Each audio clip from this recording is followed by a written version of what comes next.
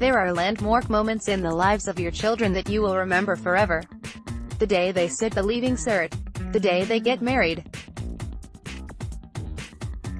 The day they have kids of their own. But all of those things, while no doubt special, are things that they can do, and, in our family's case, probably will do, at least twice. There are maybe a handful of truly great moments that you get to experience with them just once, and one of those is their first ever Ireland Rugby International. So, I decided last weekend that, being 4 years old, Brian, Johnny and Leah were finally ready to go to their first match at the Aviva. I'm going to be honest with you, I barely slept a wink the night before, so nervous was I not about the result. Ireland would beat England out the door. Of that I was pretty confident. I was nervous because it felt like we were setting out on an incredible journey together, and this was the first of many significant milestones along the way. We parked the car in town, then we walked to the stadium, me and Sorka and our 3 little boys, heading for the Aviva first match. First ball, Junior Cup, Senior Cup, Professional Contract, Leinster debut, Ireland debut, Grand Slam, Lions. It was all ahead of us. In the days leading up to the match, though, I felt I wasn't seeing enough excitement from the boys. I blame Sorka's old pair for buying them those Match Addicts trading cards when they were 3 years old and setting them on a bad road. It's been a long, hard struggle trying to wean them off soccer and onto rugby. But, as the England match approached, I didn't know what to do about the lack of passion that I sensed in them. On the morning of the match, I invited Ronan over to the gaff to tell them about all the terrible things, non-rugby related, that the English did to the Irish over the years. Now, it'll probably surprise no one to hear that history wasn't really my thing at school. Between Cucha Lane, Brian Boru and Michael Collins, I could never remember who was real and who was made up. But it's something that my eldest son is into in a major way. For instance, he has the names of the main boys from 1916 tattooed on his upper arm. A 2-hour crash course from their older brother on England's crimes against Ireland. I honestly didn't know that half of it turned them into 3 snarling, salivating, little monsters, who spent the entire morning having a competition to see who could shout, "Fock England," the loudest. And then it was time to go. We parked the car in town, then we walked to the stadium, me and Sorka and our 3 little boys, heading for the Aviva, them in their little green hats and scarves and me with the usual butterflies in my stomach. "Fock England," the boys shouted as we passed a group of actual England supporters.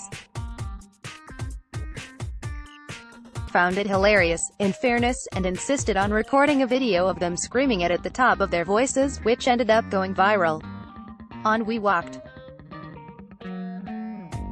We passed what was once the Berkeley Court and I had a sudden flashback of being in there with my old man on match days, him in his ridiculous coat and hat sucking on his hip flask as he queued for the bore and shouting random things like, "What would life be, ladies and gentlemen, without the 5 Nations Championship to shorten the winter?"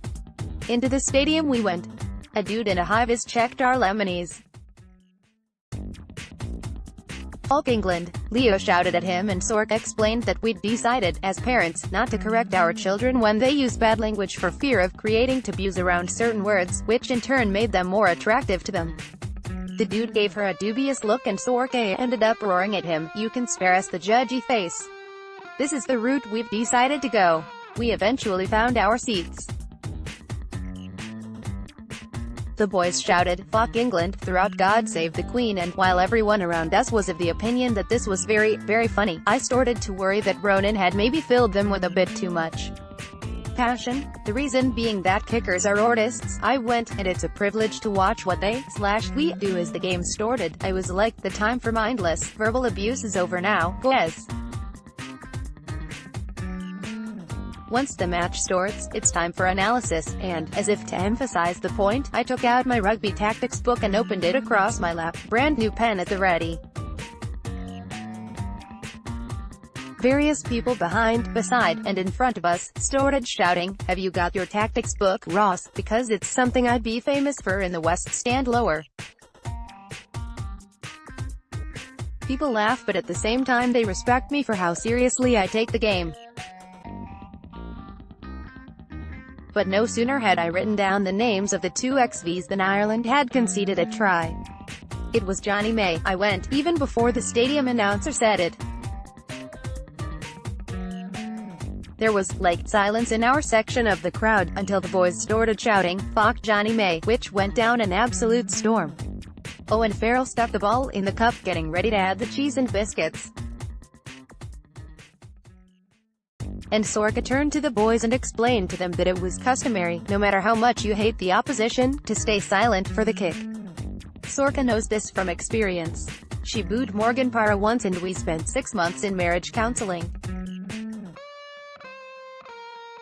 The reason being that kickers are artists. I went, and it's a privilege to watch what they/we do. This is Owen Farrell.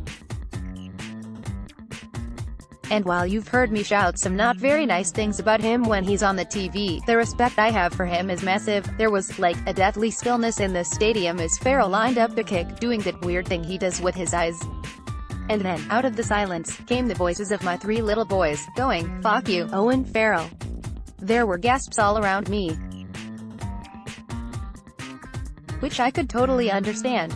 Sorka. I went, "Will you bring them home?" And, as she ushered them out of their seats, I'm going to be honest, I couldn't even look at them. Too soon, I thought. We'll try again in 5 years.